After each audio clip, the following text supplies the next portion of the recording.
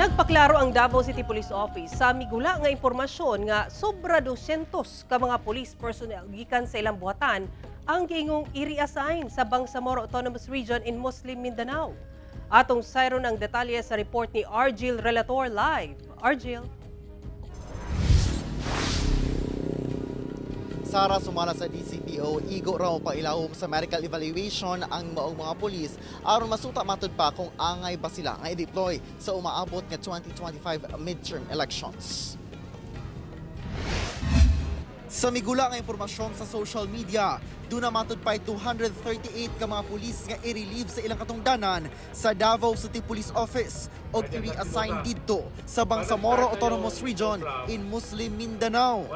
Doon na matud pa kalabutan ang pagbalhin sa maong mga pulis sa umaabot nga 2025 midterm election sa Mayo. Ang DCPO, gilayong nagpagula og pagpaklaro labot ni ini. Ang Davao City Police Office wala tay reassignment sa ato ang mga personnel dito BARMM. Atong iklaro nga katong memo nga iyang giingon iyang nakuha gikan sa Davao City Police Office is ano to siya, ang subject ato sir is for medical evaluation. Dugang sa DCPO, kabahin matod pa kini sa regular monitoring sa mga personahe nga dunay ginainom nga maintenance medicines. Kinahanglan matud pa ma-monitor ang ilang mga personahe aron masigurong fit sila o galing e-deploy sa eleksyon. Ug mga adlaw during the medical evaluation na ay mga kailangan dili i-deploy gumikan sa ilahang health.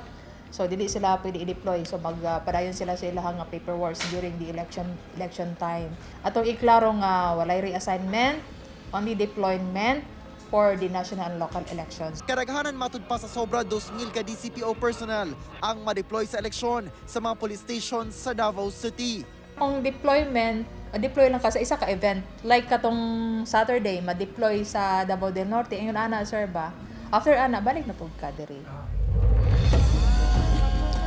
Sara, dugang sa DCPO nga sa pagkakaroon wala matud pa yung movement sa mga DCPO personnel apan kung dunay ipakanaog nga kamanduan ang ilang national headquarters sa Campo Kamegikan nga deployment mosunod matud pa sila labi na kung dunay mga lugar nga kinahanglan gayud og dugang puwersa apan kana kung duna pay pagtugot gikan sa COMELEC. Sara. Okay, dagang salamat Argil Relator.